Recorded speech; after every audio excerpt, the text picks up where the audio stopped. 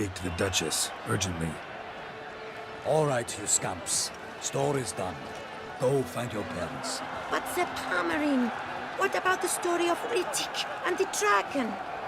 They're tales for another time. But take a good look at the man who stands before you now. This is Geralt of Rivia, the master witcher who lent his valiant hand to the defeat of the giant Goliath. Master Witcher, is it true virtue always trumps villainy?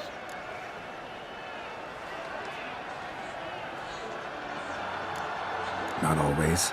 Could go either way. Sometimes virtue wins, sometimes villainy gets the upper hand. Still worth being good. But why? If it doesn't mean you'll win. Pomerin's story. Think back. A decent man attracts other good folk, makes friends he can count on. A rogue? Well, he can only count on other rogues. And who would you rather have for a friend? A man of virtue? I must agree. Now, that will do for questions. Go find your parents. Her Enlightened Highness has doubtless arrived at the tourney grounds to watch the battle in the arena. If we hurry, we'll be in time to speak with her before the spectacle begins. Lead the way.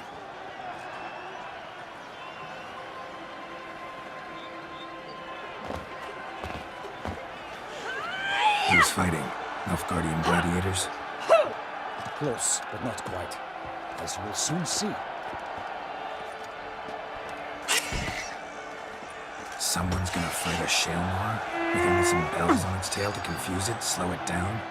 Whatever is the problem? The beast is a gift from the Emperor, no less.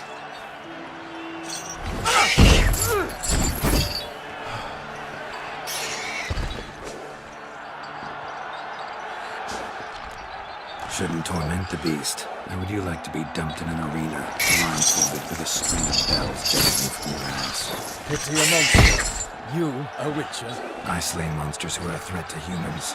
You're out to humiliate one to entertain a crowd. No knight will gain any glory from this.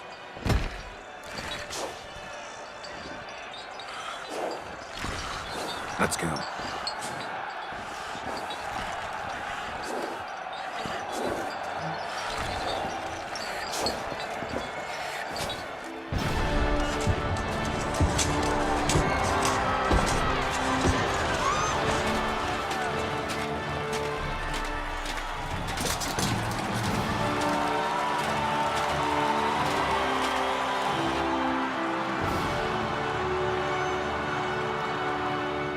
I dedicate my imminent victory to fair Lady Vivian.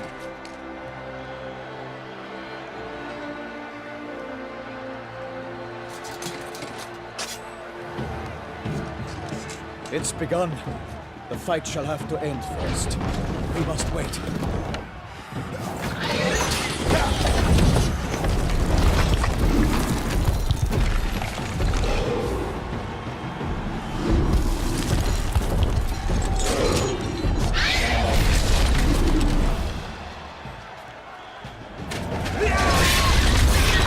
Got a bad feeling about this.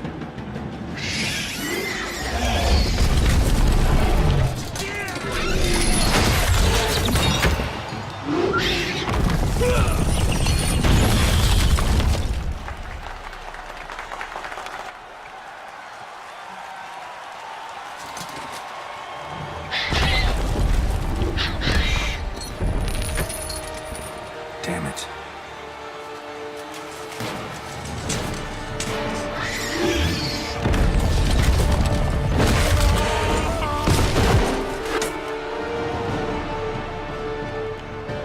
We have to help him.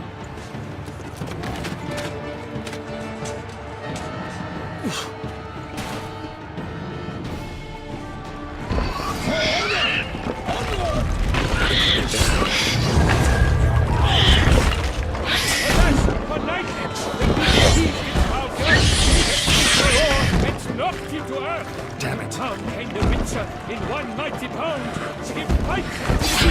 Its plans confound!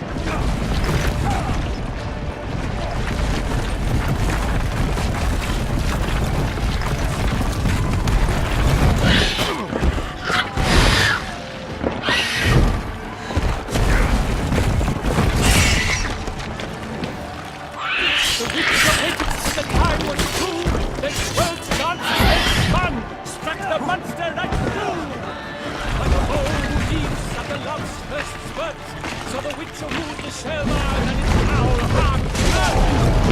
Thus, further in life's crossing, he has breathed his last breath, avenging himself bravely unto death.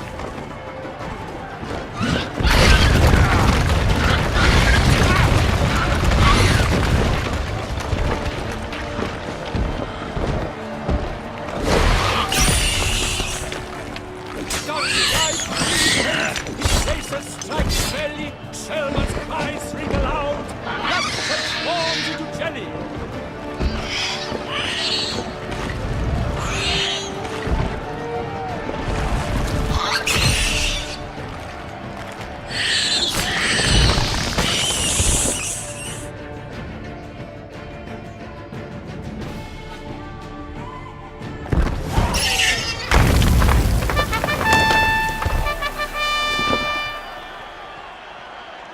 The Shaelmaar lies defeated by Geralt of Rivia, master of the witchering trade. Behold, as the last gasps of life seep from the beast.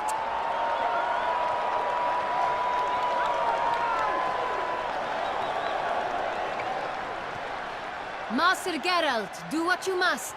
Finish the deed!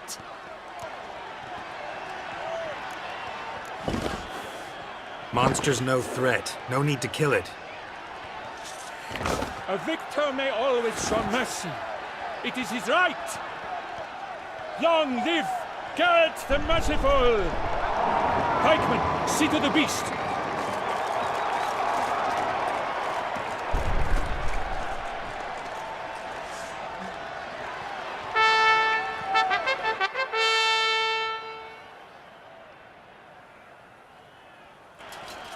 Forgive me. I am not as nimble as in my younger years. You fought bravely. Thanks for your help.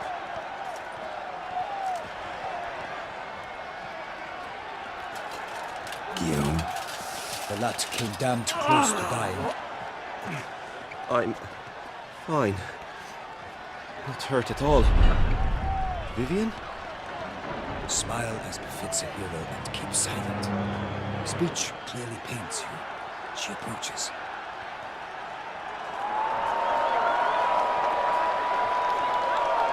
Geralt. We must talk. Vivian. You shall talk later, in the medic's tent. Geralt, magnificent, breathtaking. Your Grace. We knew that to summon you was a brilliant idea. We are delighted, ravished to have struck upon it. And I'm truly honored. See to our young hero. Hop, hop. For we must make off with Geralt. We should talk. We had been long awaiting your arrival. Had nearly lost hope. Then suddenly, that entrance, so spectacular.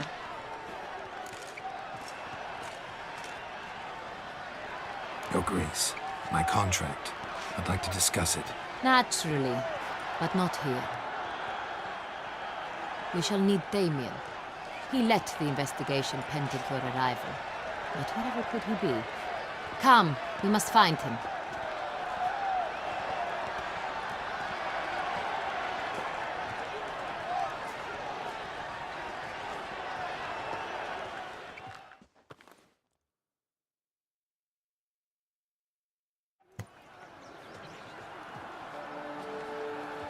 Tell us, have you come alone? Or did Viscount Julian accompany you? Wish to see Dandelion, Your Grace? Yes. I mean, no. Yes. But solely to tell him we regret. Yes, deeply regret rescinding the death sentence we so justly handed down upon him. If we could turn back time, we would make certain he sat in a tower till he rotted. No, we would ensure he was broken on the wheel, then drawn, hanged, and quartered.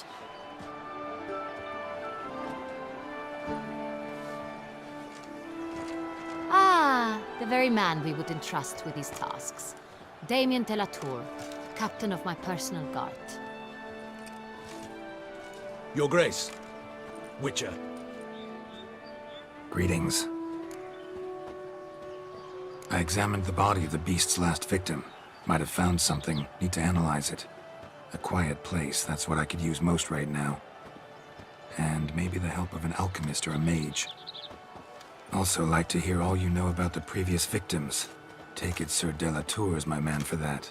Firstly, call me Damien, please. Secondly, you should know I spoke against summoning you here. I've heard much about you. You bring trouble, or thus far have, always.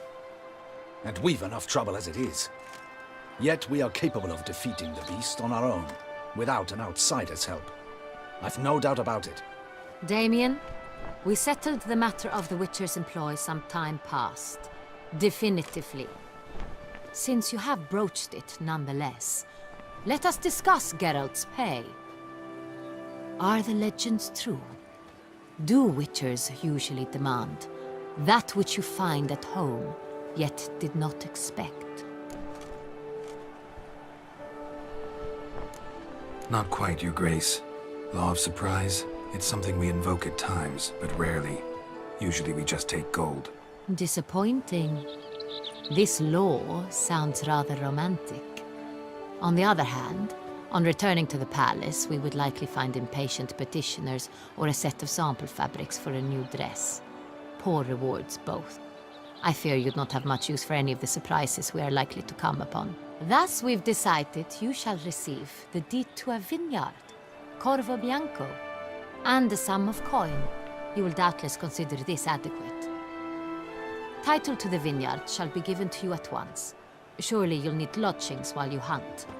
The coin, however, will be yours only once you have slain the beast. Lovely, generous gesture, Your Grace. That Corvo Bianco.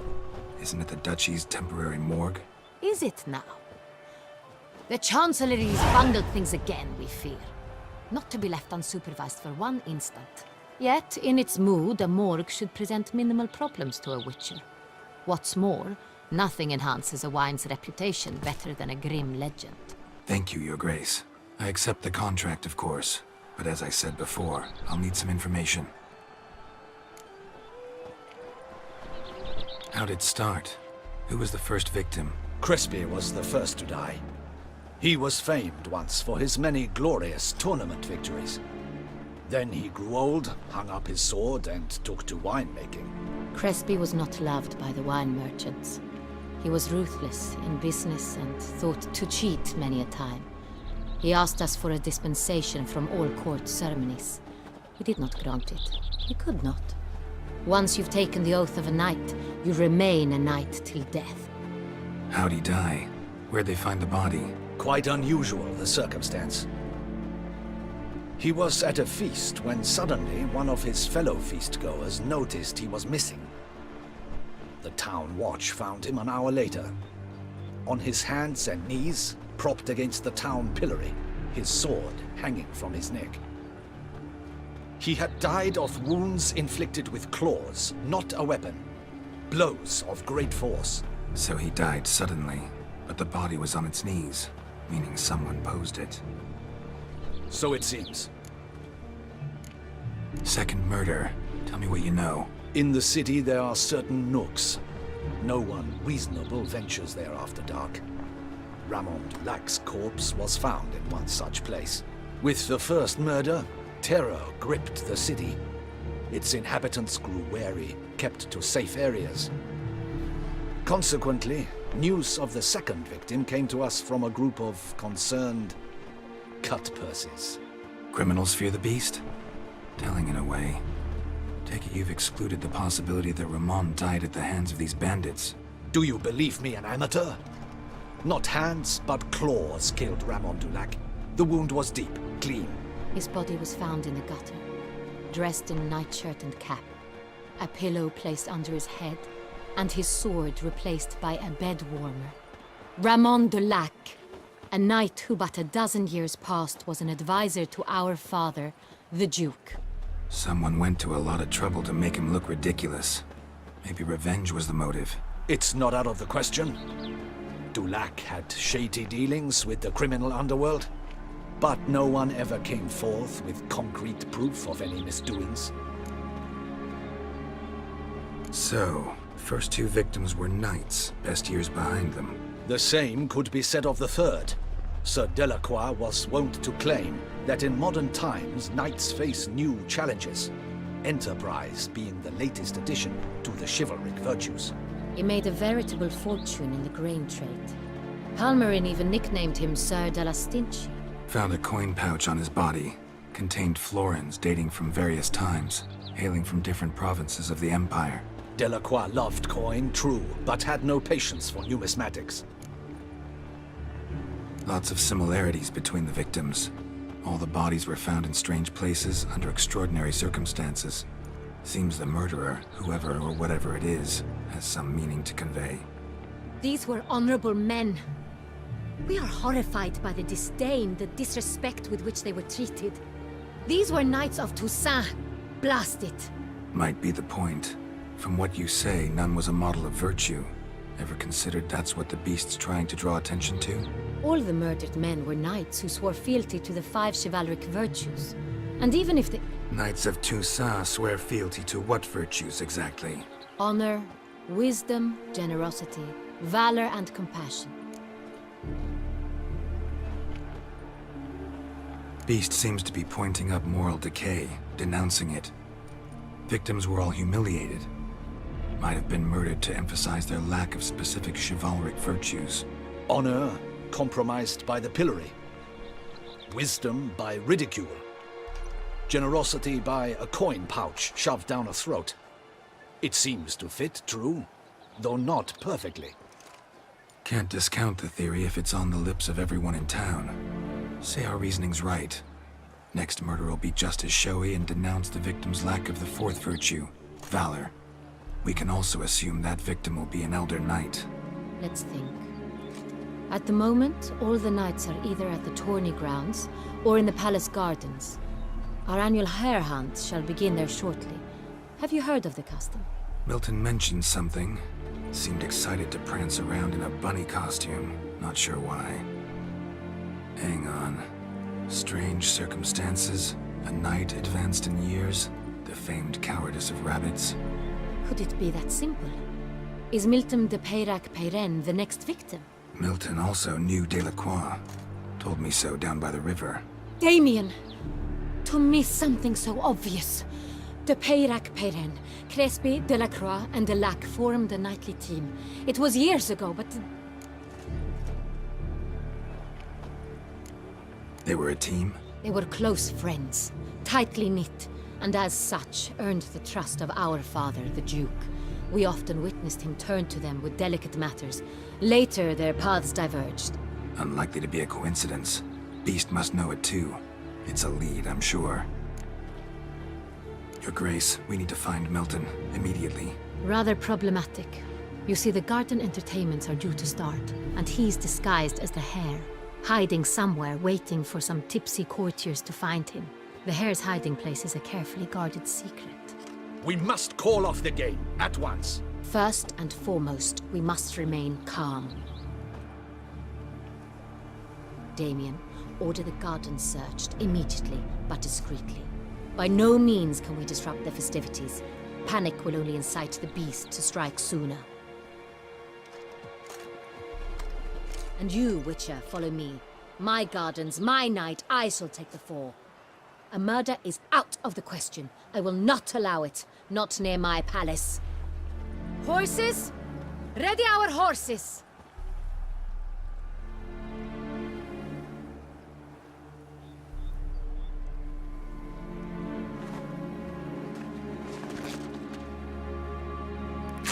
Your Grace!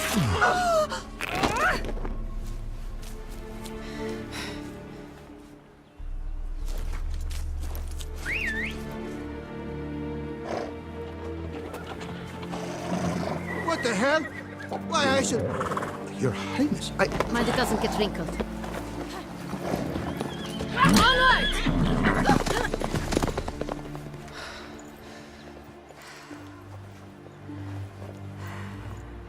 Hey! That is silk! Be careful! Give it to me!